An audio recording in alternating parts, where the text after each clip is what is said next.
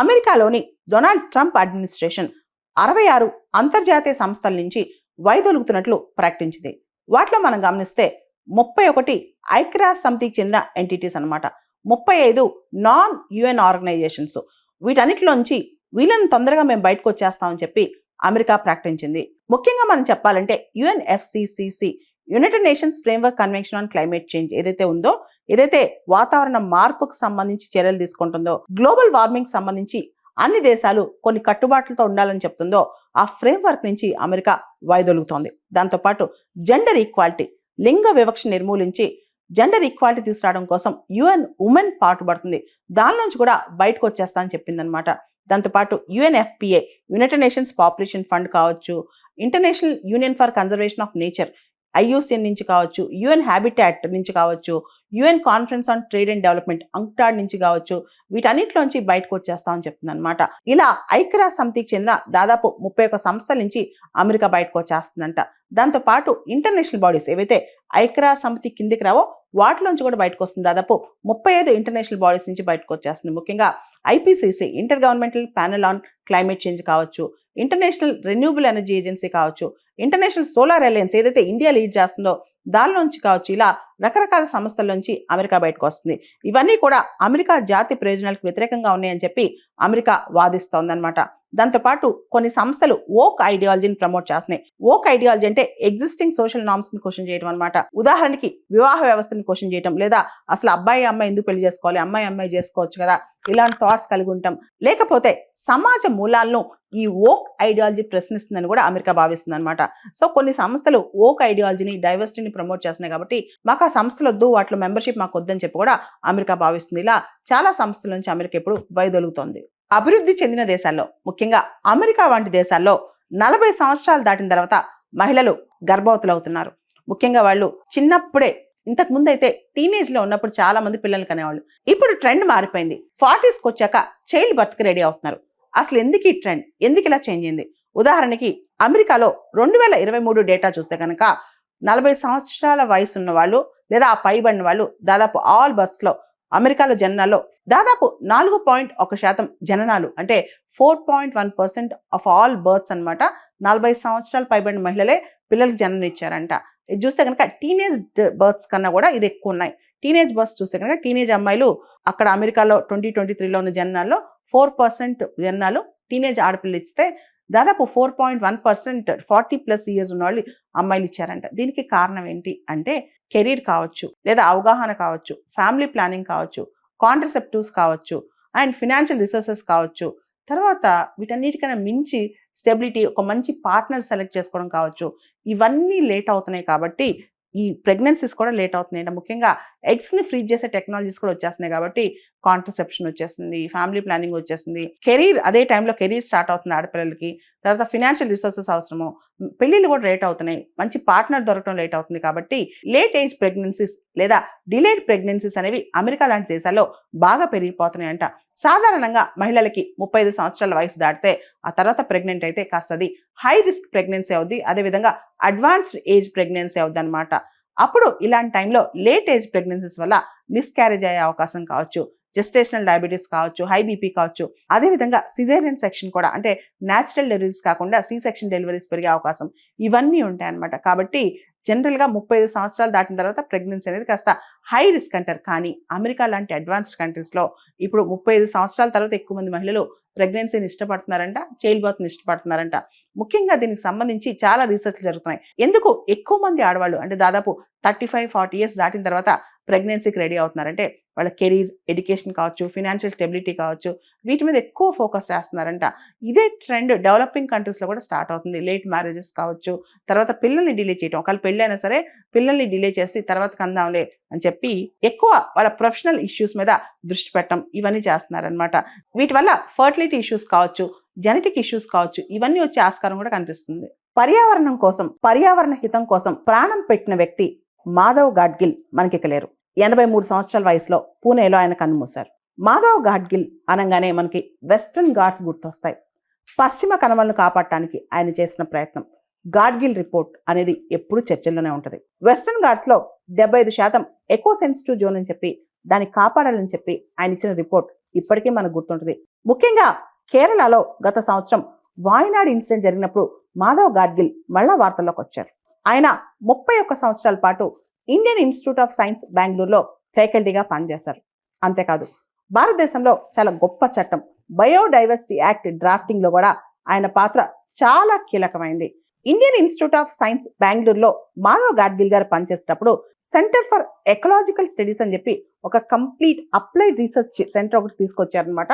దానిలో ట్రైబల్స్ కావచ్చు, ఫార్మర్స్ కావచ్చు, ఫిషర్ మ్యాన్ కావచ్చు, అందరితో కొలాబరేట్ అవుతూ అందరి దగ్గర సలహాలు తీసుకుంటూ ఈ సెంటర్ ముందుకెళ్తుంది. మాధవ్ గాడ్గిల్ గారు రాజీవ్ గాంధీ గారి హయాంలో సైంటిఫిక్ అడ్వైజరీ కౌన్సిల్ మెంబర్ గా పనిచేస్తూ చాలా సలహాలు ఇచ్చారనమాట.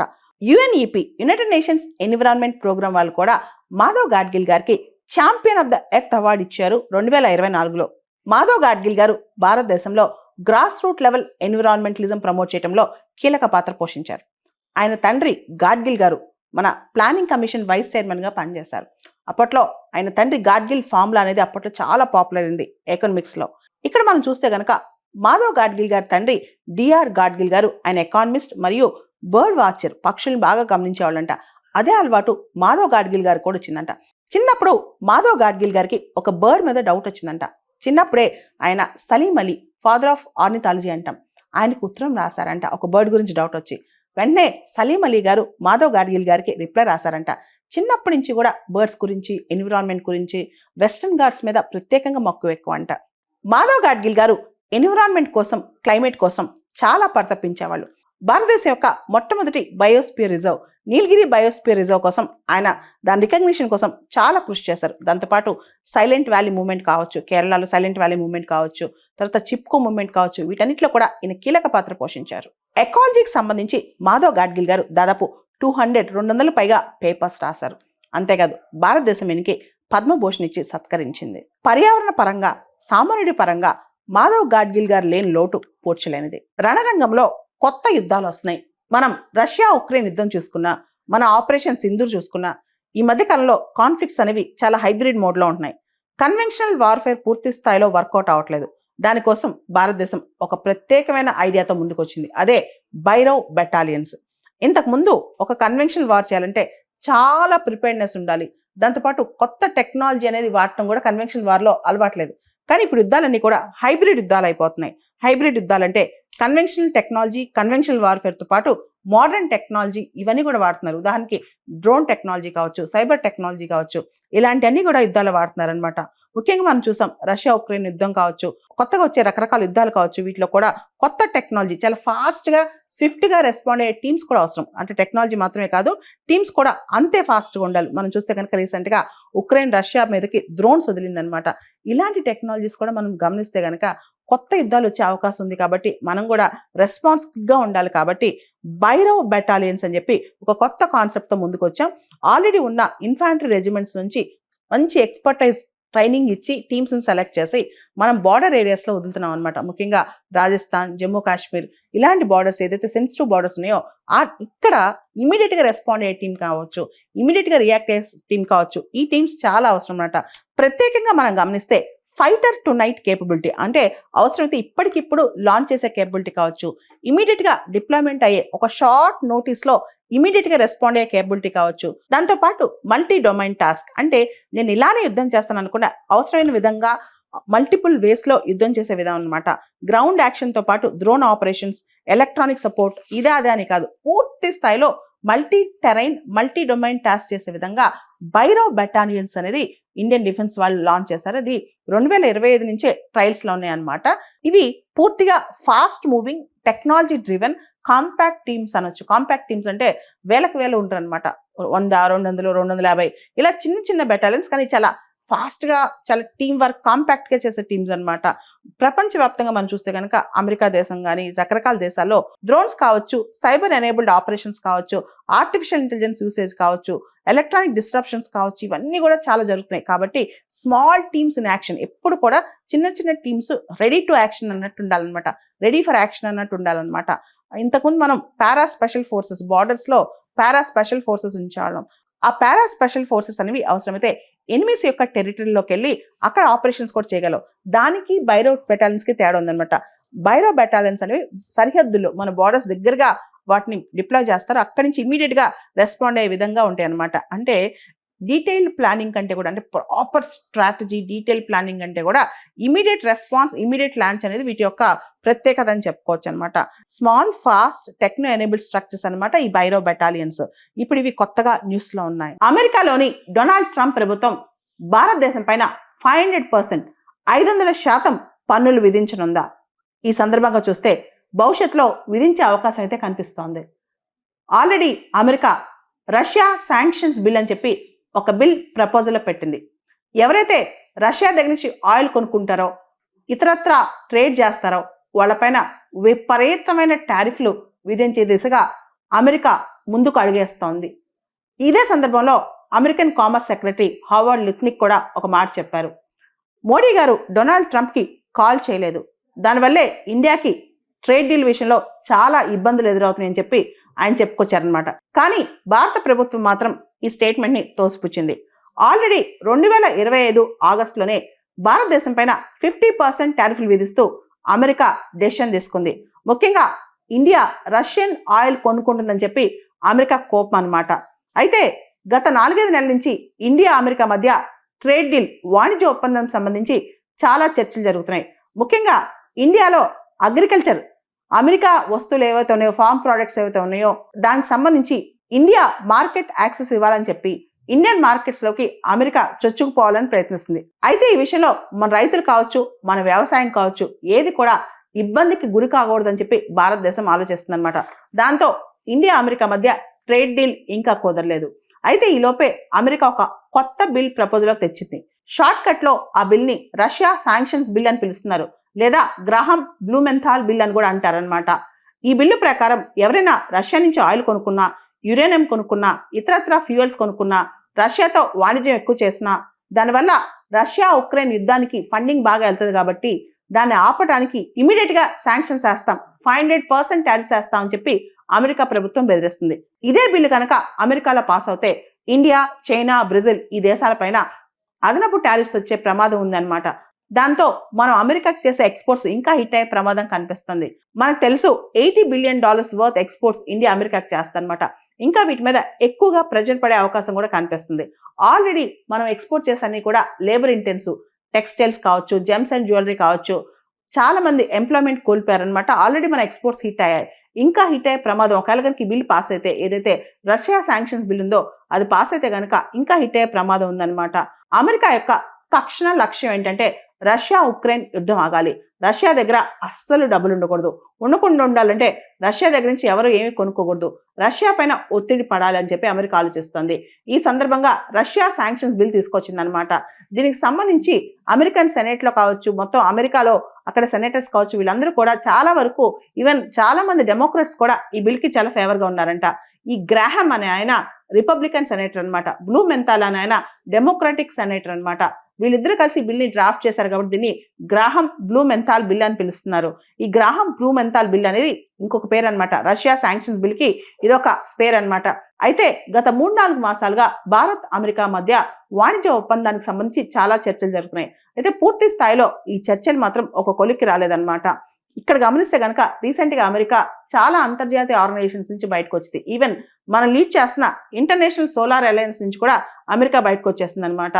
ఒకవేళ కనుక రష్యా శాంక్షన్స్ బిల్ అనేది అమెరికాలో పాస్ అయితే ఇండియా యుఎస్ ట్రేడ్ లో మరింత ప్రభావం పడే అవకాశం కనిపిస్తుంది. ముఖ్యంగా అమెరికా నుంచి మనకు వచ్చే ఇన్వెస్ట్మెంట్స్ మీద కూడా దీని ప్రభావం పడే అవకాశం కనిపిస్తుంది. ఆల్రెడీ మనకు తెలుసు మన రూపాయి విలువ కూడా తగ్గుతుందన్నమాట.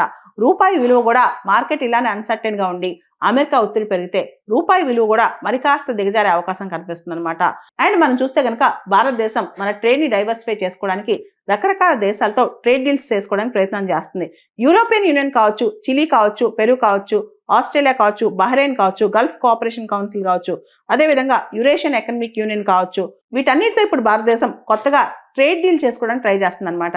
అయితే మరో పక్క చైనాను చూసుకుంటే కనుక ఒకవేళ చైనా పైన కూడా అమెరికా 500% టారిఫ్స్ వేస్తే కనుక చైనా మీద విపరీతమైన ప్రభావం పడే అవకాశం ఉందంటే కాస్త తక్కువే. మనం ఇండియాతో కంపేర్ చేస్తే చైనా తెలివిగా ముందే డైవర్సిఫై చేసుకుంది, చాలా దేశాలతో ట్రేడ్ డైవర్సిఫై చేసుకుంది. అదేవిధంగా చైనా పూర్తి స్థాయిలో అగ్రికల్చర్ ట్రేడ్ మాత్రమే కాకుండా రకరకాల ఇండస్ట్రీస్ మీద ఎక్కువ ఫోకస్ పెట్టిందనమాట.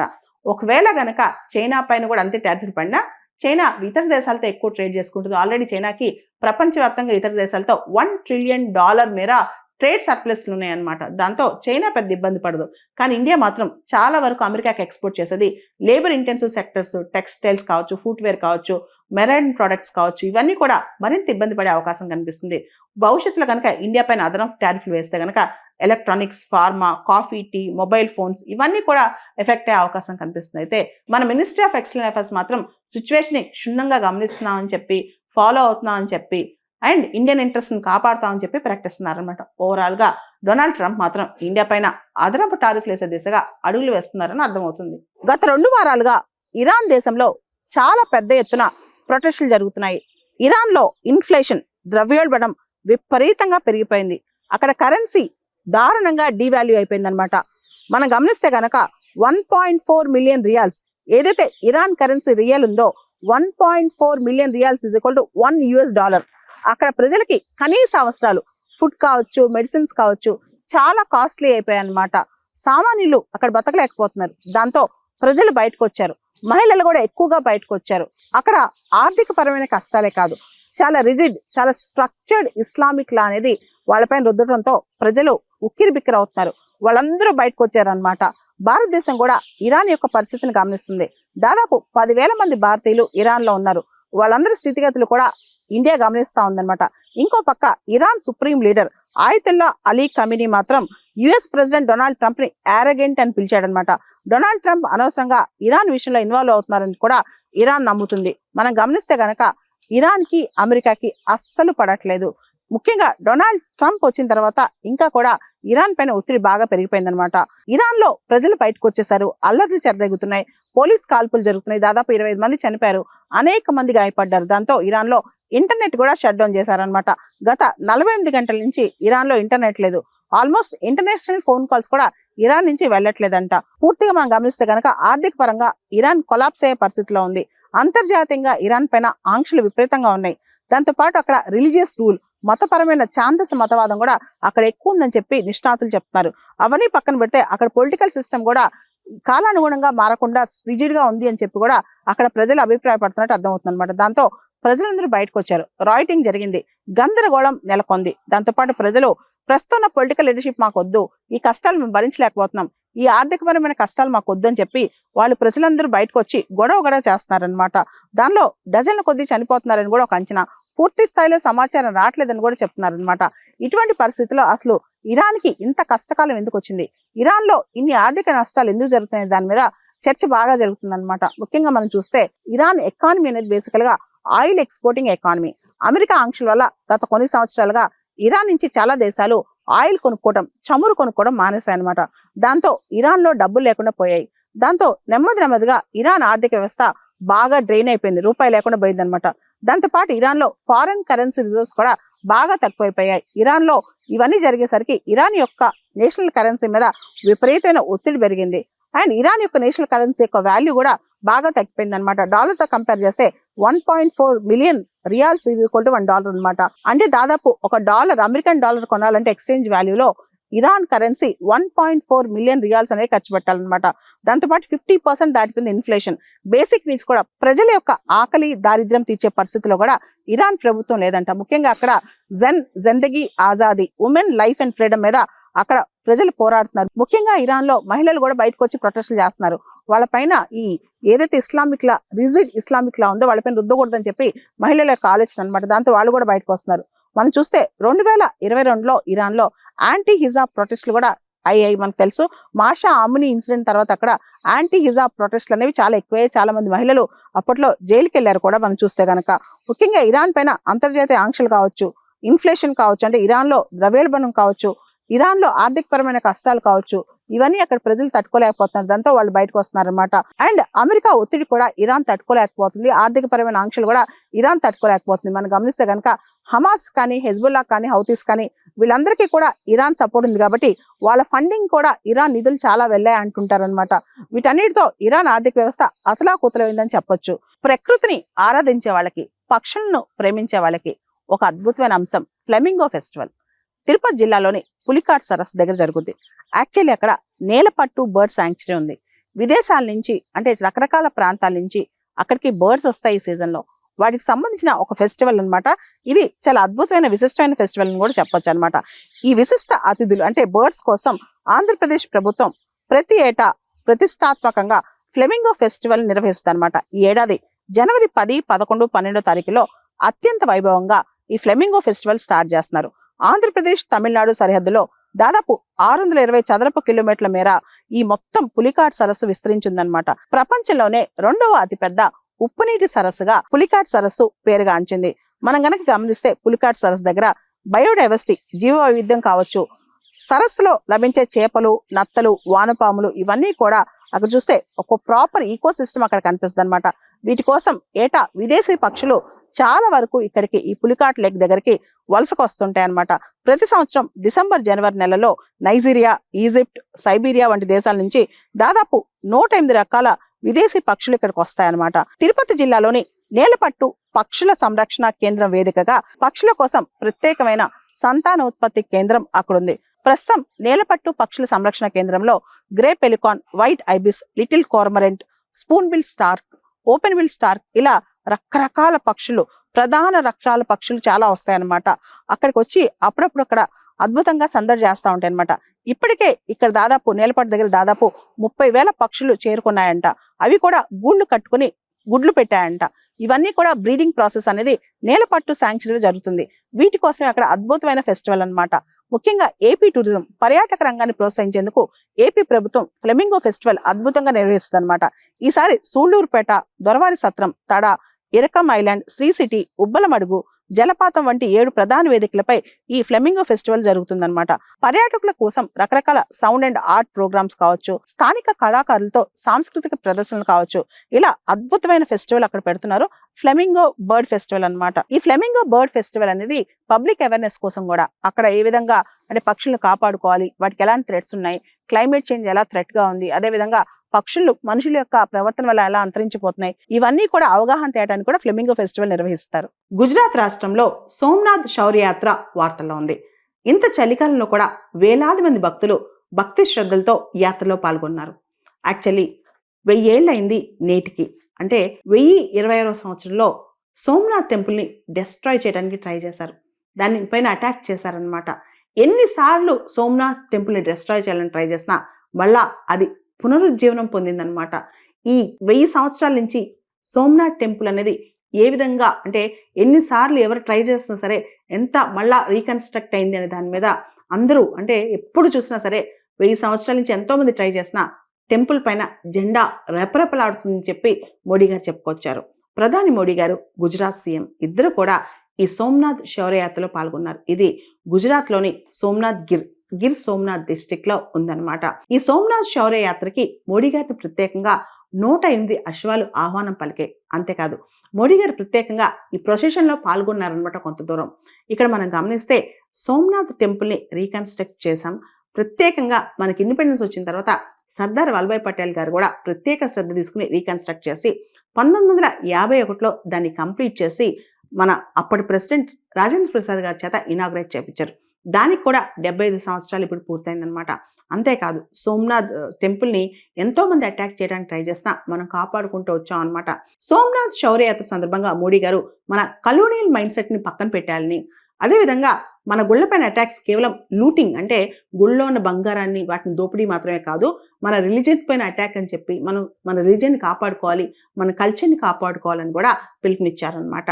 సోమనాథ్ టెంపుల్ మీద మన జెండా రెపరెపలాడుతుందని కూడా ఆయన చెప్పారనమాట. భారతదేశంలో ఆది జ్యోతిర్లింగాలు అనేవి 12 ఉన్నాయి. వాటిలో ముఖ్యమైనది మొట్టమొదటిది సోమనాథ్ టెంపుల్ అన్నమాట. చాలా అద్భుతమైన కన్స్ట్రక్షన్ కావచ్చు. అక్కడికి వెళ్ళిన శివభక్తులు భక్తి శ్రద్ధలతో పూజల్ని ఆచరిస్తారు. సోమనాథ్ శౌర్య యాత్ర సందర్భంగా మోడీ గారు కూడా ప్రత్యేకంగా డమరుకం మోగించారు. అంతేకాదు 72 గంటల పాటు వేదిక్ చాంటింగ్స్ జరిగాయి. ప్రత్యేకంగా ఓం మంత్రాన్ని అందరూ జపించారు. చాలా మంది ముఖ్యంగా వేద పండితులు కావచ్చు, వేదిక్ స్కూల్ స్టూడెంట్స్ కావచ్చు, మొత్తం రకరకాల రాష్ట్రాల నుంచి, అది నార్త్ ఈస్ట్ కావచ్చు, గుజరాత్ కావచ్చు, లేకపోతే పక్కనే ఉన్న రాజస్థాన్ కావచ్చు, ఇలా చాలా రాష్ట్రాల నుంచి వేద పండితులు వెళ్ళి అక్కడ ఆశీర్వచనాలు పలికారు. ఈ సందర్భంగా మోడీ గారు ఒక ప్రత్యేకమైన మాట చెప్పారు. చాలా మంది ఇన్వేడర్స్ సోమనాథ్ టెంపుల్ ని డిస్ట్రాయ్ చేశామని అనుకోవచ్చు, కానీ ఇప్పటికి కూడా సోమనాథ్ టెంపుల్ మీద మన జెండా రెపరెపలాడుతూ ఉంది. మహమ్మద్ గజ్రీ లాంటి వాళ్ళు ఎంతమంది వచ్చి దీన్ని పూర్తి స్థాయిలో భూస్థాపితం చేద్దామని ట్రై చేసినా మనం ఇంకా సోమనాథ్ టెంపుల్ ని కాపాడుకుంటూనే వస్తున్నాం. అదే మన భారతీయత. It's testament to India's power and resilience అని చెప్పి చెప్పుకొచ్చారు. ఇక్కడ ఒక మాటలో చెప్పాలంటే మనం ఏంటో మన నాగరికత చెప్పుద్ది, మన కల్చర్ చెప్పుద్ది. మనం ఆర్థికంగా ఎంత పైకి వచ్చినా మన నాగరికతని, మన సంస్కృతిని కాపాడుకోలేకపోతే మనం ఉన్నా లేనట్లే. అదేవిధంగా 2047 వికసిత్ భారత్ సాధించాలంటే పంచ ప్రాణి మీద దృష్టి పెట్టాలి. దానిలో కలోనియల్ మైండ్ సెట్ పక్కన పెట్టేసి మన యొక్క మూలాలు, మన యొక్క నాగరికత మనం కాపాడుకోవాలి. అప్పుడే నిజమైన భారతీయులం అవుతాం. ఆపరేషన్ హాకై వార్తల్లో ఉంది. నిన్న సిరియాలోని ఇస్లామిక్ స్టేట్ హైడౌట్స్ మీద అమెరికా చేసిన అటాక్స్ కి ఆపరేషన్ హాకై అని పేరు పెట్టారు. యాక్చువల్లీ లాస్ట్ మంత్ డిసెంబర్లో అమెరికన్ సోల్జర్స్ ఇద్దరు మరియు అమెరికన్ సివిలియన్ ఇంటర్ప్రిటేటర్ ఇంకొకళ్ళు ఇస్లామిక్ స్టేట్ టెర్రరిస్టుల చేతిలో హతమార్చబడ్డారు. దానికి ప్రతీకారంగా అమెరికా ఇప్పుడు ఆపరేషన్ హాకైని తీసుకొచ్చింది. అంతేకాదు అమెరికా ఒక వార్నింగ్ కూడా ఇచ్చింది.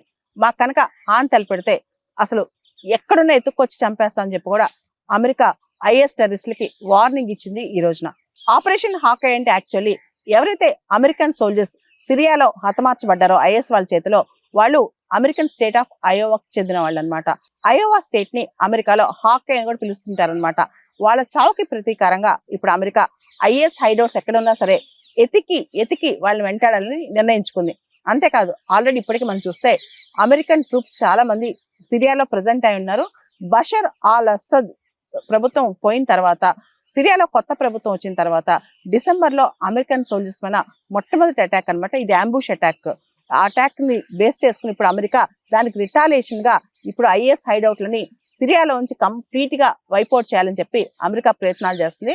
దానికే ఆపరేషన్ హాకై అని పేరు పెట్టి పూర్తిగా ఎలక్ట్రానిక్ సర్వీలెన్స్ కావచ్చు, డ్రోన్ సర్వీలెన్స్ కావచ్చు, నిఘాలు పెట్టి మరి ఐఎస్ వాళ్ళని ఏరి పారేస్తుంది సిరియా నుంచి. అయితే మనందరికి తెలుసు ఇస్లామిక్ స్టేట్ అనేది 2012, 13, 14 ఈ టైంలో చాలా యాక్టివ్ గా ఉండేది. ఆల్మోస్ట్ ప్యారలల్ గవర్నమెంట్ కూడా రన్ చేస్తుంది. రికగ్నిషన్ లేదు తప్పితే అన్ని ఉండే అప్పట్లో.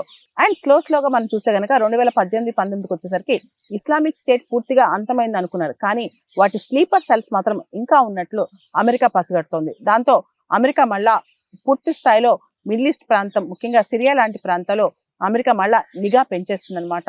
దానిలో భాగంగానే ఆపరేషన్ హాకై కూడా తీసుకొచ్చేస్తుంది. అయితే ఐఎస్ వాళ్ళు ఒక ట్రాన్సిట్ రూట్ ఏర్పరచుకుని ఆపరేట్ చేస్తున్నట్లు అమెరికా గ్రహిస్తోంది. ముఖ్యంగా సిరియా ఇరాక్ బార్డర్ లో వీళ్ళ ట్రాన్సిట్ రూట్ ఉన్నట్టు కూడా అమెరికా గ్రహించి అక్కడ కూడా టార్గెట్ చేస్తుంది అనమాట. పూర్తి స్థాయిలో ఐఎస్ ని అంతమొందించేంత వరకు తాను నిద్రపోనని చెప్పి ఇప్పుడు అమెరికా మళ్ళా పూనుకుంది. ఈ విషయంలో అంటే సిరియాలో ఉన్న ఇస్లామిక్ స్టేట్ టెర్రర్ అవుట్ఫిట్స్ మీద అమెరికా అటాక్ చేయడాన్ని రష్యా, ఇరాన్ తప్పుపట్టాయి. వాళ్ళ దృష్టిలో అసలు సిరియాలోకి అమెరికా ఎందుకు వెళ్ళింది, అది సిరియన్ సోవెనిటీకి ఎఫెక్ట్ కదా అని చెప్పి రష్యా, ఇరాన్ అభిప్రాయపడ్డాయి. కానీ అమెరికా మాత్రం మేము ఎక్కడా కూడా సిరియన్ సోవెనిటీని దెబ్బతీయలేదు, అక్కడున్న నాన్ స్టేట్ యాక్టర్స్ ఏదైతే టెర్రరిస్ట్ యాక్టర్స్ ఉన్నారో వాళ్ళని మాత్రం అటాక్ చేశాం, కానీ మేము చేసే పని సిరియా సోవెనిటీకి ఎఫెక్ట్ కాదని చెప్పి అమెరికా స్పష్టం చేసింది. మనకి ఎమోషనల్గా బాగాలేకపోతేనో, మనం అసంతృప్తిగా ఉంటేనో, అన్హ్యాపీగా ఉంటేనో మనకు సెలవు దొరికితే ఎంత బాగుంటుంది. ఇలాంటిదే చైనా ఒక కంపెనీ ఇస్తుంది, అదే అన్హ్యాపీ లీవ్. చైనాలో చాలా పెద్ద retail giant company Pang Dong Lai company ఎవరైనా వాళ్ళ ఎంప్లాయీస్ అన్హ్యాపీగా ఉన్నప్పుడో, ఎమోషనల్గా బాగాలేనప్పుడో, లేదా బర్న్అవుట్ అయినప్పుడో, స్ట్రెస్ అయినప్పుడో, మెంటల్ హెల్త్ బాగాలేనప్పుడో వాళ్ళకి సంవత్సరానికి 10 రోజుల వరకు లీవ్ తీసుకునే అవకాశం ఉంటుందన్నమాట. ఈ సందర్భంగా ఏ క్వశ్చన్ అడగరు. నేను అన్హ్యాపీగా ఉన్నాను, నాకు లీవ్ ఇచ్చేయండి, నాకు సెలవు ఇచ్చేయండి అంతే సరిపోద్ది. ఎటువంటి ప్రశ్న వేయరు అనమాట. సెలవు ఇచ్చేస్తారు అక్కడ మేనేజర్స్. మనందరికి తెలుసు చైనాలో 996 వర్క్ కల్చర్ ఉంటుంది. అంటే 6 రోజుల పాటు వారానికి పొద్దున్న 9ంటికి మొదలెడితే సాయంత్రం 9 వరకు పనిచేయాలి. దీనివల్ల చాలా మంది అక్కడ ఈ డిమాండింగ్ వర్క్ కల్చర్ ఏంటని చెప్పి యువత ఆలోచిస్తూ ఉంటారు, కానీ చాలా కష్టపడి పనిచేస్తారు. ఇన్ఫ్యాక్ట్ చైనా ఎంత గ్రో అయిందంటే కారణం రోజుకి 10-12 గంటలు ప్రతి ఒక్కరు పనిచేయటమే. అయితే రీసెంట్గా కొత్త ట్రెండ్ అక్కడ కూడా బయలుదేరిందనమాట. దానిలో అతి ముఖ్యంగా ప్యాంగ్ డాంగ్ లాయ్ కంపెనీ ఏదైతే రీటైల్ జెయింట్ ఉందో దాని యొక్క ఓనర్ ప్యాంగ్ డాంగ్ లాయ్ ఈయన ఒక కొత్త జనరస్ బెనిఫిట్స్ ఇవ్వటం మొదలెట్టారు. వీక్లో వర్కింగ్ డేస్ సంబంధించి ముందుగా అయితే 7 గంటలే రోజుకు పనిచేస్తారు. వీకెండ్ ఆఫ్లు అంటే సాటర్డే సండే ఆఫ్లు ఇవ్వటం, ఎక్కువ పే ఇవ్వటం, ఇవన్నీ చేస్తారనమాట ఈ కంపెనీ. ఈ కంపెనీకి సంబంధించి మనం చూస్తే if you are not happy don't come to work. నువ్వు సంతోషంగా లేకపోతే వర్క్ రాక్కర్లేదని చెప్పి. ఇది employee centric approach, human centric approach. అంటే పీపుల్ ఫస్ట్, మనుషులను అర్థం చేసుకుని, ఎంప్లాయీస్ని అర్థం చేసుకుని, వాళ్ళ వర్క్ లైఫ్ బ్యాలెన్స్ గురించి ఆలోచించి వాళ్ళకి లీవ్ ఇవ్వటం అనమాట. All work no play culture అనేది అస్సలు మంచిది కాదు. ఎంప్లాయీస్ ఎమోషనల్గా బెస్ట్గా ఉండాలన్నా, మెంటల్గా స్ట్రాంగ్గా ఉండాలన్నా, వాళ్ళు ఎమోషనల్గా వీక్గా ఉన్నప్పుడు, అన్హ్యాపీగా ఉన్నప్పుడు, ఇతర కష్టాలు వచ్చినప్పుడు వాళ్ళని చాలా జాగ్రత్తగా చూసుకోవాలి. ఏ ప్రశ్నలు అడగకుండా సెలవులు ఇచ్చేసాలి. అదే అన్హ్యాపీనెస్ లీవ్ అనమాట. సాధారణంగా మనం అన్హ్యాపీగా ఉన్నప్పుడు, మన మనసు బాగాలేనప్పుడు, మనం పనికి వెళ్ళినా సరే, ఏ వర్క్ చేస్తున్నా మనసు దాని మీద లగ్నం చేయలేం, మనసు దాని మీద ఫోకస్ చేయలేం అనమాట. కాబట్టి అన్హ్యాపీగా ఉన్నప్పుడు, ఎమోషన్స్ ఎక్కువ ఉన్నప్పుడు, లేదా ఎమోషనల్గా డ్రైన్ అయినప్పుడు ఒక 10 నిమిషాలు, 1 అవర్, 2 అవర్స్, ఒక హాఫ్ డేనో బ్రేక్ తీసుకుని మనకిష్టమైన పని చేయాలి. అది సైకాలజిస్టులు కూడా చెప్తా ఉంటారనమాట. లేదా ప్లేస్ మారాలి, లేకపోతే యోగా కావచ్చు, ధ్యానం కావచ్చు, ఇలాంటివి చేయాలి. లేదా బ్రీతింగ్ ఎక్సర్సైజ్ కావచ్చు. అండ్ లేకపోతే మనకి ఇష్టమైన మూవీ చూడొచ్చు, బాగా నవ్వొచ్చే మూవీనో, లేదా మన ఫేవరెట్ మూవీనో చూడొచ్చు. అప్పుడు మనకు చాలా డైవర్సిఫైడ్ థాట్స్ వస్తాయి అనమాట. ఆల్రెడీ స్ట్రెస్లో ఉన్నప్పుడు, బర్న్ అవుట్ అయినప్పుడు ఇలాంటివి చేస్తూ ఉండాలన్నమాట. దానివల్ల చాలా వరకు మన మెంటల్ హెల్త్ బాగవుతుంది, ఇంకా ఎఫిషియెంట్గా పనిచేయగలం. ఇదే అన్హ్యాపీనెస్ లీవ్ అనమాట. ఇది ఎంప్లాయీ రిలేషన్షిప్లోనే కాదు, మనం కూడా మనం ఎమోషనల్గా స్ట్రాంగ్గా లేనప్పుడు, లేదా మనం అన్హ్యాపీగా ఉన్నప్పుడు కొంచెం లైఫ్లో బ్రేక్ తీసుకోవాలి. అమెరికా అధ్యక్షుడు డొనాల్డ్ ట్రంప్ తన సొంత సోషల్ మీడియా ప్లాట్ఫామ్ ట్రూత్ సోషల్లో ఒక సంచలనాత్మకమైన పోస్ట్ పెట్టారు. దానిలో ఆయన యాక్టింగ్ ప్రెసిడెంట్ ఆఫ్ వెనిజులా అని చెప్పి ఆయనే పేర్కొన్నారు. దానిలో ఒక స్క్రీన్ షాట్ ఆయన షేర్ చేశారు. దానిలో acting president of Venezuela incumbent January 2026, అంటే జనవరి 2026 నుంచి ఆయన యాక్టింగ్ ప్రెసిడెంట్ ఆఫ్ వెనిజులా అని చెప్పుకున్నారనమాట. అంతేకాదు, ఆ సోషల్ మీడియా పోస్ట్లో అమెరికాకి ఆయన 45th 47th president of US అని చెప్పి కూడా ఆయన దానిలో చెప్పుకున్నారు. మనందరూ తెలుసు, రీసెంట్గా ఒక నైట్ ఆపరేషన్లో 30 నిమిషాల టైంలో వెనిజులన్ ప్రెసిడెంట్ నికోలస్ మదురోని, ఆయన భార్యని అమెరికాకి ఎత్తుకొచ్చేశారు. ఆయన పైన నార్కో టెర్రరిజం, డ్రగ్ ట్రాఫికింగ్, రకరకాల అభియోగాలు పెట్టి ఇప్పుడు అమెరికాలో ఆయన పైన విచారణ స్టార్ట్ చేయబోతున్నారు. దాంతోపాటు వెనిజులా యొక్క చమురు నిక్షేపాలు కూడా లార్జ్ స్కేల్లో ఇతర దేశాలకు అమ్ముతామని చెప్పి కూడా డొనాల్డ్ ట్రంప్ ప్రకటన ఒకటి చేశారనమాట. దాంతోపాటు వెనిజులాలో అక్కడ ప్రభుత్వానికి ఒక స్టెబిలిటీ వచ్చేంత వరకు, అంటే వెనిజులాలో పవర్ ట్రాన్సిషన్ సేఫ్గా అయ్యేంత వరకు, వెనిజులా సేఫ్గా అయ్యేంత వరకు, వెనిజులా ప్రాపర్ సిస్టమ్ డెవలప్ అయ్యేంత వరకు తాము వెనిజులాని కంట్రోల్ చేస్తామని కూడా డొనాల్డ్ ట్రంప్ చెప్పకనే చెప్తున్నారనమాట. దాంతోపాటు వెనిజులా యొక్క ప్రస్తుత వైస్ ప్రెసిడెంట్ ఎవరైతే ఉన్నారో డెల్సీ రోడ్రిగెజ్, ఈవెన్నే వెనిజులా తాత్కాలిక ప్రెసిడెంట్గా కూడా అక్కడ నియమించారనమాట. ఇప్పుడు వెనిజులా పరిస్థితి చాలా దారుణంగా ఉంది. సౌత్ అమెరికాలో ఆయిల్ రిచ్ కంట్రీ అయినా, ప్రపంచంలోనే ఆయిల్ రిజర్వ్స్ ఎక్కువ ఉన్న దేశాన్ని సరే, వెనిజులాలో ఆర్థిక కష్టాలు విపరీతంగా ఉన్నాయి. దాంతోపాటు పొలిటికల్ స్టెబిలిటీ లేదు. వెనిజులా ప్రభుత్వం పైన, ముఖ్యంగా నికోలస్ మదురో పైన చాలా ఆరోపణలు చేస్తూ అమెరికా ఆయన ఎత్తుకుపోయిందనమాట. మనం చూస్తే వెనిజులా అధ్యక్షుడు, ఆయన భార్య ఇద్దరు కూడా ఇప్పుడు అమెరికా చేరలో ఉన్నారు. రీసెంట్గా వెనిజులా అధ్యక్షుడు భార్య కూడా ముఖం మీద ఒక పెద్ద గాయంతో, ఒక చిన్న బ్యాండేడ్తో కనిపించింది అనమాట కోర్టుకు వచ్చినప్పుడు. ఇవన్నీ చూస్తే అసలు వెనిజులాలో ఏం జరుగుతుంది, నికోలస్ మదురో ఏమేం తప్పులు చేశారు, నిజంగా వెనిజులా అధ్యక్షుడు నికోలస్ మదురో ఇంతటి డ్రగ్ ట్రాఫికింగ్, నార్కో టెర్రరిజంకి పాల్పడ్డా అని చెప్పి చాలా మంది షాక్ అవుతున్నారు. జర్మన్ ఛాన్సలర్ ఫ్రెడరిక్ మెర్జ్ తాను ఛాన్సలర్ అయ్యాక మొట్టమొదటిసారిగా భారతదేశానికి వచ్చారు. ఈ పర్యటనలో మొదట అహ్మదాబాద్లో మోడీ గారితో కలిసి ప్రెస్ కాన్ఫరెన్స్ పెట్టారు. అహ్మదాబాద్లోని గాంధీ ఆశ్రమం కూడా విజిట్ చేశారు. కొన్ని వారాల్లో ఇండియా యూరోపియన్ యూనియన్ సదస్సు జరగబోతోంది. ఇండియా యూరోపియన్ యూనియన్ మధ్య స్వేచ్ఛా వాణిజ్య ఒప్పంద సంతకాలు ఫైనల్ కాబోతున్నాయి. దీనికి ముందు జర్మన్ ఛాన్సలర్ మెర్జ్ భారతదేశానికి వచ్చారు. అంతేకాదు, ఇండియా యూరోపియన్ యూనియన్ మధ్య ఫ్రీ ట్రేడ్ అగ్రిమెంట్ త్వరలో సైన్ అవ్వాలని కూడా ఆయన కోరుకున్నారనమాట. జర్మన్ ఛాన్సలర్ ఫ్రెడరిక్ మెర్జ్తో పాటు జర్మనీ నుంచి టాప్ కంపెనీస్ నుంచి 25 CEOs కూడా వచ్చారనమాట. భారతదేశంలో రకరకాల కంపెనీస్తో వాళ్ళు చర్చలు జరుపుతున్నారు. చాలా అంశాల్లో MOUs కూడా సైన్ చేసుకోవడానికి రెడీగా ఉన్నారు. ముఖ్యంగా జర్మనీలోని స్టేట్ ఓన్ కంపెనీ యూనిపర్ మరియు ఇండియాలోని AM గ్రీన్ కంపెనీ దగ్గర నుంచి గ్రీన్ అమోనియా కొనుక్కోవడానికి ఒప్పందం కుదుర్చుకుంది. ఈ సంవత్సరానికి ఇండియా జర్మనీ స్ట్రాటజిక్ పార్ట్నర్షిప్, వ్యూహాత్మక భాగస్వామ్యం మొదలై 25 సంవత్సరాలు పూర్తయింది. జర్మనీ రీసెంట్గా భారతదేశం పైన ఫోకస్ ఆన్ ఇండియా అని ప్రత్యేకమైన డాక్యుమెంట్ రిలీజ్ చేసింది. ఒక దేశానికి సంబంధించి జర్మనీ ఇలాంటి డాక్యుమెంట్ రిలీజ్ చేయడం ఈ మధ్య కాలంలో ఇదే తొలిసారి. దాంతోపాటు జర్మనీ దేశం ఇండో పసిఫిక్ ఏరియా మీద కూడా ప్రత్యేకమైన దృష్టి సారించింది.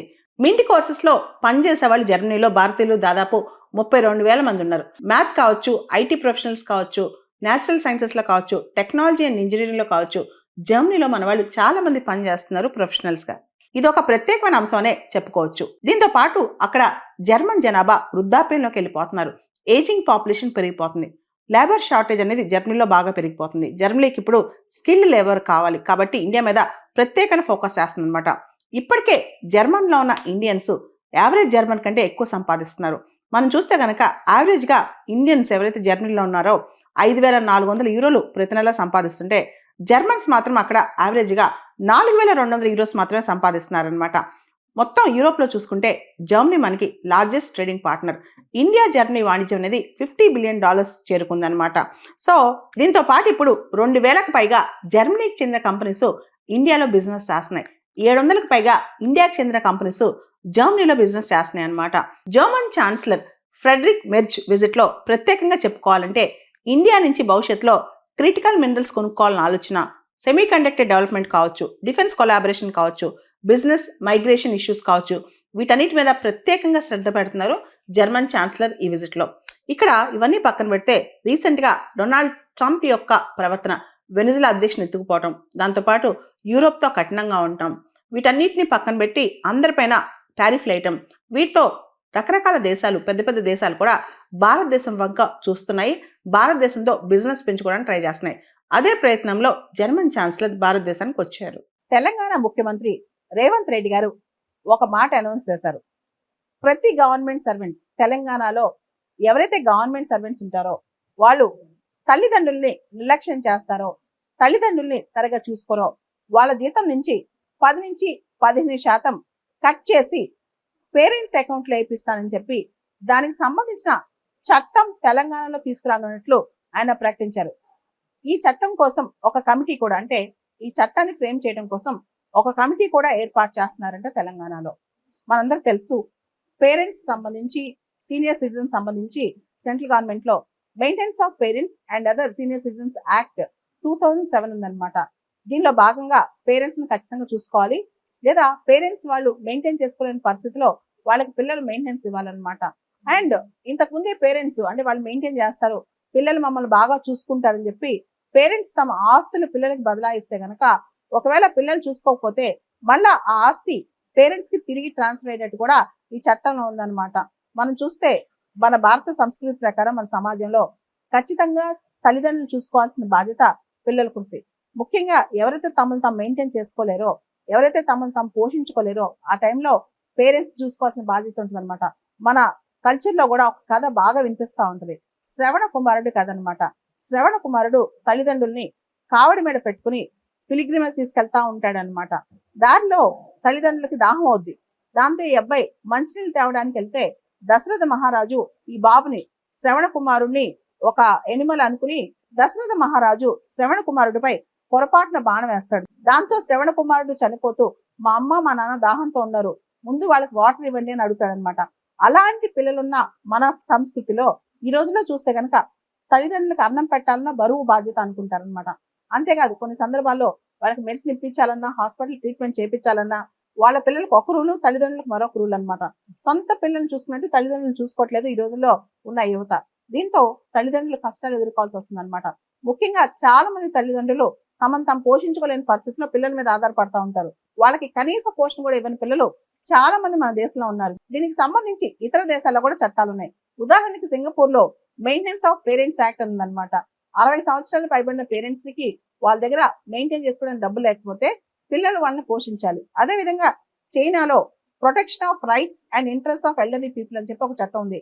దీని ప్రకారం పేరెంట్స్ కి మెటీరియల్ సపోర్ట్ ఇవ్వాల్సిన బాధ్యత పిల్లలది. అంటే పేరెంట్స్ కి ఏవైతే లేవో బేసిక్ థింగ్స్ వాటిని అన్ని అమర్చాల్సిన బాధ్యత పిల్లలదే అనమాట. భారతదేశంలో చూస్తే గనక మొట్టమొదటిసారిగా కేరళ రాష్ట్రంలో స్టేట్ ఎల్డర్లీ కమిషన్ యాక్ట్ 2025 అని చెప్పి ఒక చట్టం వచ్చింది.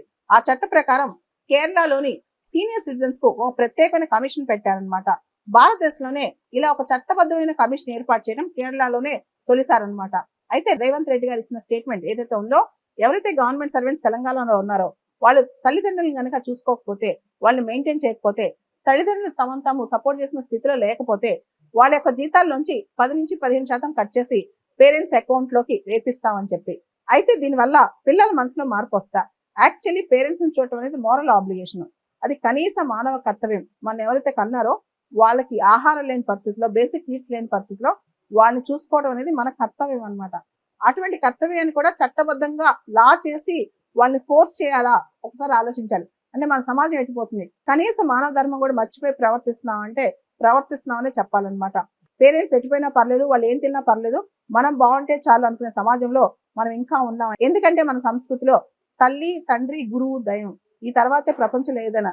అలాంటప్పుడు వీళ్ళని మనం ఇగ్నోర్ చేసి కనీసం భోజనం పెట్టకుండా ఉంటే ఇది ఏమాత్రం ధర్మం, ఎలాంటి ధర్మం అని చెప్పి కూడా మనల్ని మనం ప్రశ్నించుకోవాలి. అమెరికా తరపున భారతదేశానికి అంబాసిడర్ గా సెర్జియో గోర్ బాధ్యతలు చేపట్టారు. ఇండియా కంటే ఎసెన్షియల్ పార్ట్నర్ అమెరికాకు ఎవరూ లేరని చెప్పి కూడా ఆయన వ్యాఖ్యానించారు. అంతేకాదు, డొనాల్డ్ ట్రంప్ మోడీ గారు మంచి ఫ్రెండ్స్ అని, అది తనకు బాగా తెలుసని, ట్రంప్తో తను చాలా ట్రావెల్ చేశారని, దానిలో ఆ విషయంలో డొనాల్డ్ ట్రంప్ ఇండియాకి ఎంత ప్రాముఖ్యత ఇస్తారని తెలుసని కూడా ఆయన చెప్పుకొచ్చారు. అంతేకాదు, ఇండియా అమెరికా సంబంధాలు అనేవి consequential global partnership of the century, అంటే ఈ శతాబ్దానికి అవి చాలా అత్యద్భుతమైన భాగస్వామ్య దేశాలని కూడా చెప్పుకొచ్చారు. ప్రపంచంలోనే భారతదేశం చాలా పెద్ద దేశం. అది డెమోక్రసీలో కావచ్చు, డెమోగ్రఫీలో కావచ్చు, ఎకానమీలో కావచ్చు. మనం చూస్తే కనుక మన ప్రజలు 140 కోట్లు. అది సెర్జియో గోర్ రికగ్నైజ్ చేశారు. ఇంత పెద్ద దేశంతో రిలేషన్షిప్ అనేది చాలా అద్భుతంగా ఉండబోతుంది. ముఖ్యంగా security, counter terrorism, energy, technology, education, health care, what not అన్నిట్లో మనం కలిసి పనిచేయబోతున్నాం. త్వరలో ఇండియా అమెరికా ట్రేడ్ డీల్ కూడా ఫైనలైజ్ కాబోతుందని చెప్పి US ambassador to India Sergio Gor వ్యాఖ్యానించారు. దాంతోపాటు ఇండియా ప్యాక్స్ సిలికా అలయన్స్లో కూడా అతి త్వరలో మెంబర్ కాబోతుందని అనౌన్స్ చేశారు. అసలేంటి ప్యాక్స్ సిలికాన్ అలయన్స్? ఈ ప్యాక్స్ అనేది లాటిన్ వర్డ్. ప్యాక్స్ అంటే పీస్ అని అర్థం. పీస్తో పాటు ఉంటేనే మనకి సమృద్ధి వస్తుందని అర్థం. క్రిటికల్ మినరల్స్ అవ్వచ్చు, ఆర్టిఫిషియల్ ఇంటెలిజెన్స్ అవ్వచ్చు, సెమీ కండక్టర్స్ అవ్వచ్చు, లేదా చిప్స్ అవ్వచ్చు, ఏదైనా అవ్వచ్చు. మనం ఇంతకు ముందు వరకు విపరీతంగా చైనా మీద ఆధారపడేవాళ్ళం. చైనా ఆపేస్తే కంప్లీట్గా ఇబ్బంది పడుతూ ఉన్నాం. కాబట్టి ఇప్పుడు సప్లై చైన్స్లో డైవర్సిటీ తీసుకురావాలి. ముఖ్యంగా కొత్త టెక్నాలజీకి సంబంధించి ఏదైతే సప్లై చైన్స్ ఉంటాయో, వాటికి సంబంధించి డైరెక్ట్గా ఇండైరెక్ట్గా ప్రభావితం అయ్యే ఉంటాయో వాటన్నిటిని మనం డైవర్సిఫై చేసుకోవాలి. ఆల్రెడీ ఈ మొత్తం ప్యాక్స్ సిలికా అలయన్స్లో Japan, South Korea, Singapore, Netherlands, UK, Israel, UAE, Australia join అయిపోయాయి. వాటితో పాటు Taiwan, European Union, Canada, OECD countries కూడా గెస్ట్గా జాయిన్ అయ్యాయి. సో త్వరలో భారతదేశం కూడా ఈ ప్యాక్స్ సిలికా అలయన్స్లో జాయిన్ అవబోతుంది అనమాట. దీనివల్ల ఆర్టిఫిషియల్ ఇంటెలిజెన్స్ అవ్వచ్చు, ఎమర్జింగ్ టెక్నాలజీస్ అవ్వచ్చు, వీటికి సంబంధించి ఏ క్రిటికల్ మినరల్స్ అయినా, వీటికి సంబంధించిన ఏ క్రిటికల్ ఇన్పుట్స్ అయినా సరే ఇవన్నీ సప్లై చైన్ డైవర్సిఫై అవ్వాలి అనేదే ప్యాక్స్ సిలికా అలయన్స్ అనమాట. Sergio Gor US ambassador to India వచ్చి రాగానే ఆయన ఆఫీస్ ఛార్జ్ తీసుకోగానే ప్యాక్స్ సిలికా అలయన్స్లో భారతదేశం జాయిన్ అవుతుందని చెప్పి తన హ్యాపీగా ఉందని చెప్పి అనౌన్స్ చేశారనమాట. సెర్జియో గోర్ ఇండియా పైన చాలా పాజిటివ్గా ఉన్నారు.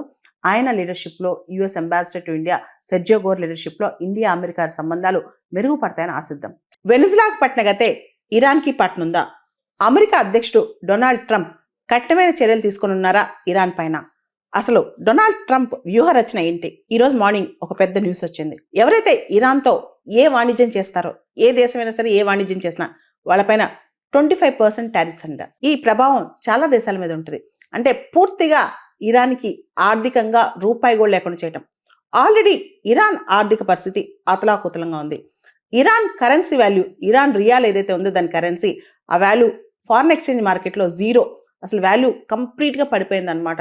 అంటే ఇరాన్ కరెన్సీ ఇరాన్లో నడుచుద్ది, కానీ దానికి విలువ లేకుండా పోయిందనమాట. ఇటువంటి పరిస్థితి.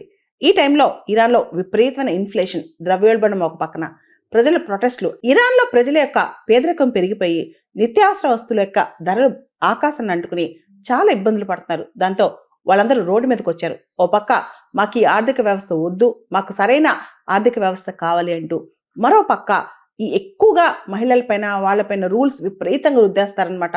ఏదైతే కన్జర్వేటివ్ ఇస్లామిక్ రూల్స్ ఉంటాయో వాటికి వ్యతిరేకంగా, వీటన్నిటి వ్యతిరేకంగా అక్కడ పోరాటాలు జరుపుతున్నారు. అక్కడ ప్రభుత్వం కూడా తెలివిగా ప్రభుత్వం బాగుంది అంటూ ప్రో గవర్నమెంట్ ప్రొటెస్టులు కూడా చేస్తుందన్నమాట. అంటే ఒక పక్క యాంటీ గవర్నమెంట్ ప్రొటెస్టులు, మరో పక్క ప్రో గవర్నమెంట్ ప్రొటెస్టులు. దాంతో ఇరాన్ అట్టుడిగిపోతా ఉంది. దాదాపు 544 మంది ఈ గొడవల్లో చనిపోయారని ఒక అంచనా అనమాట. ఇవన్నీ పక్కన పెడితే డొనాల్డ్ ట్రంప్ ఎలాంటి శాంక్షన్స్ విధించుతున్నారు, ఏం చేయబోతున్నారు ఇరాన్ని? ఒక పక్క ఇరాన్ పైన అమెరికా మిలిటరీ స్ట్రైక్స్ చేస్తే ఎలా ఉంటుందని కొంతమంది డిస్కస్ చేస్తుంటే, మరో పక్క అమెరికా సీక్రెట్గా సైబర్ వెపన్స్ ఏమైనా పంపించుద్దా, ఇరాన్ మిలిటరీ ఇతరత్ర ఇరాన్ కీలకమైన సెక్టర్స్లో అమెరికా ఏమైనా సైబర్ వెపన్స్ పంపించి అక్కడంతా నాశనం చేస్తాని. మరో పక్క ఇరాన్తో ఎవరైతే క్లోజ్గా ఉంటారో వాళ్ళపైన సెకండరీ శాంక్షన్స్ 25% కాదు 50%, 100%, 500%కి వెళ్తుందా? ఇలా డొనాల్డ్ ట్రంప్ ముందు చాలా ఆప్షన్స్ ఉన్నాయి. అయితే మరో పక్క అసలు ఇదంతా ఎందుకు జరుగుతుంది, ఇరాన్లో ఇంత పెద్ద ఎత్తున ప్రొటెస్టులు ఎందుకు ఉన్నాయి, డొనాల్డ్ ట్రంపే దీన్ని ప్రోత్సహిస్తున్నారు అని చెప్పి కూడా మరో డిస్కషన్ జరుగుతుందన్నమాట. మనం చూస్తే కనుక 1979లో ఇరాన్లో ఏదైతే ఇస్లామిక్ రెవల్యూషన్ వచ్చిందో అంతకంటే ముందు ఇరాన్లో విపరీతమైన వెస్ట్రన్ లైఫ్ స్టైల్ ఉండేది, వెస్ట్రన్ ఇన్ఫ్లుయెన్స్ ఉండేది. అప్పట్లో ఉన్న పేలవి డైనస్టీ కంప్లీట్గా ప్రో వెస్ట్ అనమాట. ఇరాన్లో వెస్ట్రన్ వేర్ కావచ్చు, వెస్ట్రన్ లైఫ్ స్టైల్ కావచ్చు, అన్నీ ఉండేవి. ఎప్పుడైతే ఇరాన్లో ఈ కన్జర్వేటివ్ రెవల్యూషన్ వచ్చి గత 45 సంవత్సరాలుగా కంప్లీట్గా ఆర్థడాక్స్ రూల్స్ ఉన్నాయో ప్రజలు ఇప్పుడు దానికి వ్యతిరేకంగా పోరాటానికి మొదలెట్టారనమాట. అంతేకాదు మహిళా హక్కుల కోసం కూడా అక్కడ పోరాటాలు స్టార్ట్ అయినాయి. ఇదంతా ఇరాన్లో ఈ గొడవ అంతా కూడా ఏ దేశం రెచ్చగొడుతుందా, రెచ్చగొట్టి కావాలని ఇరాన్ని కవ్వించి ఇరాన్ని కంప్లీట్గా కంట్రోల్లో తెచ్చుకోబోతుందా అంటే ఇరాన్లో మనం చూస్తే పాత అంటే 1979కి ముందు ఎవరైతే పెహలవి రాజు ఉన్నారో ఆ కింగ్ కొడుకు రెజా పెహలవి ఈ మధ్య సోషల్ మీడియాలో యాక్టివ్గా ఉంటూ ఇరాన్ ప్రజల్ని ప్రభుత్వ వ్యతిరేకంగా ఉండాలంటూ రోడ్ల మీదకి రమ్మని ప్రొటెస్టులు చేయమని ప్రోత్సహిస్తున్నారనమాట. ఈ రెజా పెహలవి ఎవరైతే అబ్రాడ్లో ఉన్నారో ఆయన 1960లో పుట్టారు. 17 సంవత్సరాల వయసులో అమెరికాకి వెళ్ళిపోయాడు అనమాట. 5 దశాబ్దాలుగా ఆయన ఇరాన్కి తిరిగి రాలేదు. కానీ ఇప్పుడు మళ్ళా వస్తాను, మీకోసం నేను ఉంటానంటూ అక్కడ ప్రజలందరినీ ప్రోత్సహిస్తున్నాడు ప్రభుత్వ వ్యతిరేక రెవల్యూషన్స్ చేయమని.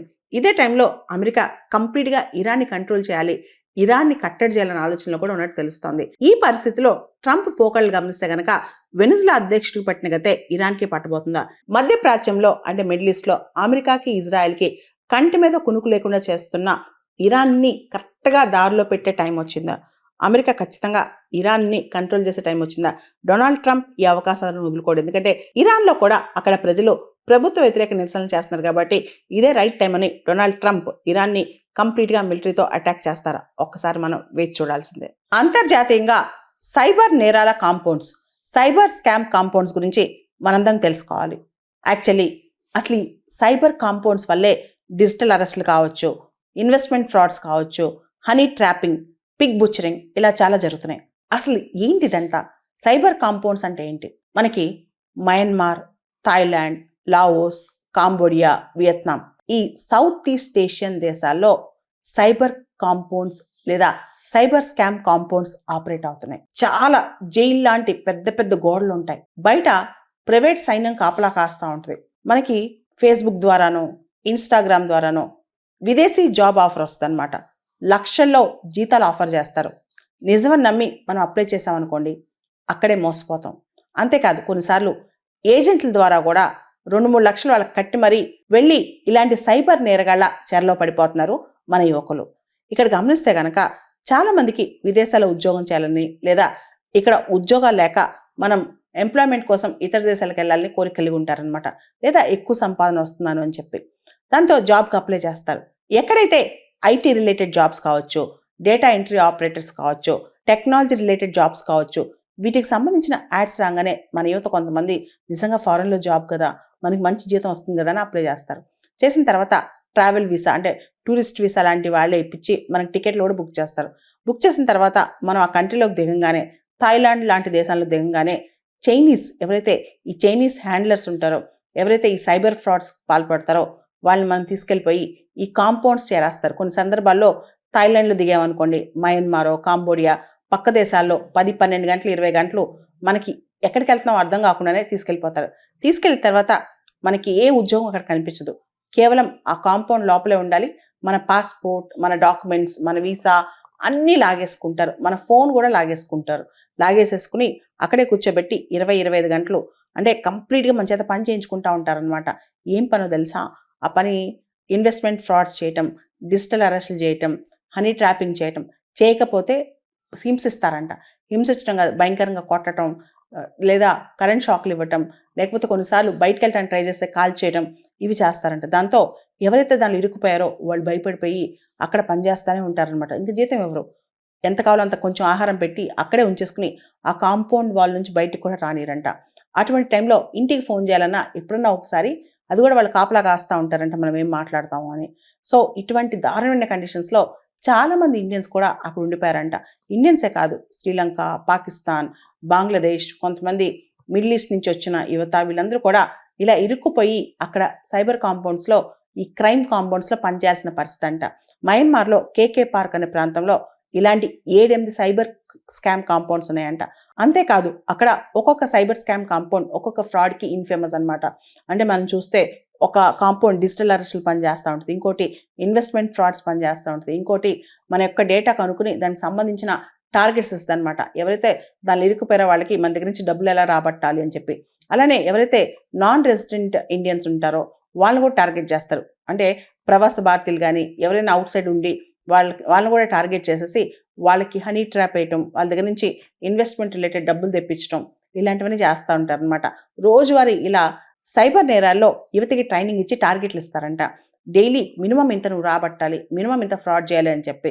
ఇలా చాలా ఏఐ యూజ్ చేస్తారంట, రకరకాల కొత్త టెక్నాలజీస్ యూజ్ చేస్తారంట. కాబట్టి విదేశీ ఉద్యోగాలు అని చెప్పి మనం ఎవరికి పడితే వాళ్ళకి అప్లికేషన్ పంపిస్తే మనం వారి బారిన పడి మన జీవితాలు కోల్పోయే ప్రమాదం ఉంది. అంతేకాదు ఎవరైనా ఏజెంట్స్ మనం మోసం చేస్తారని డౌట్ వచ్చినా, లేదా దొంగ అడ్వర్టైజ్మెంట్ చూసినా మనం చాలా అప్రమత్తంగా ఉండాలి. రీసెంట్గా మన భారతదేశానికి చెందిన చాలా మంది యువత ఎవరైతే ఈ సైబర్ స్కామ్ కాంపౌండ్స్ ఇరుక్కుపోయారో వాళ్ళని కొంతమందిని దేశం రక్షించిందనమాట. దానిలో ఏపీకి చెందిన యువత కూడా ఉన్నారు. వాళ్ళు చెప్పిన కథనాలతో మనకు అర్థమవుతుంది ఇంత దారుణంగా ఈ సైబర్ స్కామ్ కాంపౌండ్స్ ఆపరేట్ అవుతున్నాయని. ఈ సైబర్ స్కామ్స్ అనేవి లేదా సైబర్ ఫ్రాడ్స్ అనేవి $multi-billion బిజినెస్ అయిపోయిందనమాట. చాలా మంది చైనీస్ నేరగాళ్లు మయన్మార్ బేస్డ్గా ఈ ఆపరేషన్ స్టార్ట్ చేశారు. కాంబోడియా, లావోస్, థాయిలాండ్, వియత్నాం, ఇక్కడంతా ఈ నెట్వర్క్ పాకుపోయిందనమాట. ముఖ్యంగా అక్కడ ఈ డ్రగ్ ట్రాఫికింగ్ కావచ్చు, ఇదంతా గోల్డెన్ ట్రయాంగిల్ ఏరియా. దాంతోపాటు మనం చూస్తే అక్కడ పొలిటికల్గా కూడా చాలా అనిశ్చితి ఉంటుందన్నమాట. వీటన్నిటి వల్ల అక్కడ సైబర్ నేరగాళ్లు చెలరేగిపోతున్నారు. మనమే జాగ్రత్తగా ఉండాలి. రీసెంట్గా వేదాంత గ్రూప్ చైర్మన్ అనిల్ అగర్వాల్ గారు ఒక ప్లెడ్జ్ చేశారు. తనకున్న ఇన్కంలో, తన ఆస్తుల్లో మొత్తంలో 75% ప్రపంచానికి ఇచ్చేస్తాను, సేవకి ఇచ్చేస్తాను, ఫిలాంథ్రపీకి ఇచ్చేస్తానని చెప్పారు. ఆయన 35,000 కోట్ల గ్లోబల్ ఎంపైర్ సృష్టించారు. Vedanta group top most group, one of the top business groups in India అనమాట. మల్టీనేషనల్గా కూడా వాళ్ళకి చాలా కంపెనీస్ ఉన్నాయి. రీసెంట్గా ఆయన కొడుకు అగ్నివేష్ ఒక స్కీయింగ్ యాక్టివిటీకి వెళ్ళారు అమెరికాలో. అంటే ఒక మౌంటైనీరింగ్ యాక్టివిటీ అనమాట. దానిలో యాక్సిడెంట్ అయి పడిపోయారు. ఈ ట్రీట్మెంట్లో భాగంగా ఆయన అమెరికాలో ఉన్నప్పుడు ఆయనకి సడన్గా కార్డియాక్ అరెస్ట్ అయి చనిపోయారనమాట. 49 సంవత్సరాల వయసున్న కొడుకు తన కళ్ళ ముందే వెళ్ళిపోవడంతో అనిల్ అగర్వాల్ గారి మనసు కదిలిపోయింది, చెల్లించిపోయింది. తన కొడుకు ఏదైతే లక్ష్యాలు ఉన్నాయో, ప్రపంచాన్ని మారుద్దాం, భారతదేశాన్ని మారుద్దాం, మంచిని చేద్దామని, అంటే ముఖ్యంగా అగ్నివేష్ తన తండ్రి అయిన అనిల్ అగర్వాల్తో అంటుండేవాళ్ళంట, భారతదేశానికి ఏం తక్కువ, మనకి అన్నీ ఉన్నాయి, కానీ మనం ఎందుకు వెనకపడి ఉన్నామని చెప్పి. దాన్ని మార్చే దిశగా ఎవ్వరూ భారతదేశంలో ఆకలితో పడుకోకూడదు. అదేవిధంగా ఏ పిల్లవాడు విద్య లేకుండా ఉండకూడదు, ఏ మహిళ కరువుతో ఉండకూడదు. ఇలా చాలా కళ్ళు ఉన్నాయన్నమాట వాళ్ళకి. ఇవన్నీ నెరవేర్చడం కోసం తన సంపదలో 75% భారతదేశానికి ఇస్తానని చెప్పేశారు అనిల్ అగర్వాల్ గారు. తండ్రి కళ్ళ ముందే కొడుకు చనిపోతే ఆ బాధ ఏంటో నాకు అర్థమవుతుంది. ఇలాంటి బాధ ఎవరికీ రాకూడదు. నా దేశం కోసం నేనున్నాను, నా దేశ సేవకే నేనున్నాను, నా ఆస్తంతా ఆల్మోస్ట్ దేశానికి ఇస్తానని చెప్పి ఆయన ప్రకటన చేశారనమాట. దీనిలో అనిల్ అగర్వాల్ ఫౌండేషన్ స్థాపించి 75% ఆయన పర్సనల్ వెల్త్ని గివింగ్ ప్లెడ్జ్ ఇచ్చేశారు. అంటే దేశానికి ఇచ్చేస్తానని చెప్పి ప్రకటించేశారనమాట. దాంతోపాటు ఆయన చాలా కొత్త కొత్త యాక్టివిటీస్కి శ్రీకారం చుట్టబోతున్నారు. ముఖ్యంగా నంద్ గర్ అని చెప్పి దేశంలో ఉన్న అంగన్వాడీ స్కూల్స్ ఏవైతే ఉంటాయో, ముఖ్యంగా రూరల్ చిల్డ్రన్ కోసం ఉన్న ఈ అంగన్వాడీ స్కూల్స్లో ఈ లెర్నింగ్, న్యూట్రిషన్ కోసం ఖర్చు పెడతారంట. తర్వాత నేషనల్ ఆక్స్ఫోర్డ్స్ అని చెప్పి నాన్ ప్రాఫిట్ యూనివర్సిటీ స్థాపించి ఇండియన్ ఎడ్యుకేషన్ అనేది, ఇండియాలో ఉన్న యూనివర్సిటీ ఎడ్యుకేషన్ అనేది టాప్ లెవెల్లోకి తీసుకెళ్ళి భారతదేశం నుంచి బ్రెయిన్ డ్రెయిన్ కాకుండా, అంటే మన దేశం నుంచి మేధోవాల్స్ కాకుండా చూస్తారంట. ఆ తర్వాత జీరో హంగర్, అంటే భారతదేశంలో హాట్ న్యూట్రిషియస్ ఫుడ్ అనేది, ఏదైతే చిన్నపిల్లలు ఉంటారో వాళ్ళకి వేడి వేడి పౌష్టికాహారం మరియు సప్లిమెంట్స్ అనేవి దాదాపు భారతదేశంలో 70 మిలియన్ల పిల్లలకి అందించాలని ఆయన కోరికంట. అంతేకాదు ఉమెన్ పవర్, దాదాపు 20 మిలియన్ల మహిళలకి వొకేషనల్ స్కిల్స్ అందిస్తూ వాళ్ళని ఆర్థికంగా స్వావలంబన దిశగా నడిపిస్తారంట. దాంతోపాటు రూరల్ హెల్త్, అంటే గ్రామీణ ప్రాంతాల్లో ఆరోగ్యం కోసం హాస్పిటల్స్ని అప్గ్రేడ్ చేయడం, ముఖ్యంగా స్వస్థ్ గ్రామ్ అభియాన్ ద్వారా విలేజెస్లో ఉన్న హాస్పిటల్స్ని అప్గ్రేడ్ చేస్తారంట. అన్నిటికన్నా ముఖ్యంగా క్యాన్సర్ కేర్ మీద కూడా దృష్టి పెడతారంట. ఇకపోతే ఎనిమల్ వెల్ఫేర్, ఏదైతే వెటనరీ హాస్పిటల్స్ ఉన్నాయో వాటికి కూడా సపోర్ట్ చేస్తారంట. And grass root level sports, అంటే రూరల్ స్థాయిలో గ్రామీణ ప్రాంతాల్లో ఫుట్బాల్ కావచ్చు, ఆర్చరీ కావచ్చు, కరాటే కావచ్చు, వరల్డ్ క్లాస్ అకాడమీస్ పెట్టి నేర్పిస్తారంట. ఇలా తన వెల్త్తో భారతదేశాన్ని సుసంపన్న దేశంగా చేయాలని చెప్పి అనిల్ అగర్వాల్ గారు చాలా పెద్ద ప్రణాళిక వేశారనమాట. అండ్ సెల్ఫ్ సఫిషియెంట్ ఇండియా, దేశం కోసం నా వంతుగా ఎంత చేయాలో అంత చేస్తాను, యువతకి మీనింగ్ఫుల్ వర్క్ కల్పించే దిశగా కూడా ప్రయత్నం చేస్తానని చెప్పి అనిల్ అగర్వాల్ గారు ప్లెడ్జ్ చేశారంట. ముఖ్యంగా మనిషికి ఏదైనా బాధ కలిగినప్పుడు, కష్టం వచ్చినప్పుడు, అసలు తన ఉనికికే ప్రమాదం అంటే ఈ జీవితం ఎంత, దీని ఒక పర్పస్ ఏంటి అనే ఒక వేదాంతం మనిషి మనసులో వచ్చినప్పుడు ప్రపంచంలోనే ఒక తాత్పర్యం అర్థమవుతుంది, జీవిత పరమార్థం కూడా తెలిసి వచ్చుద్ది.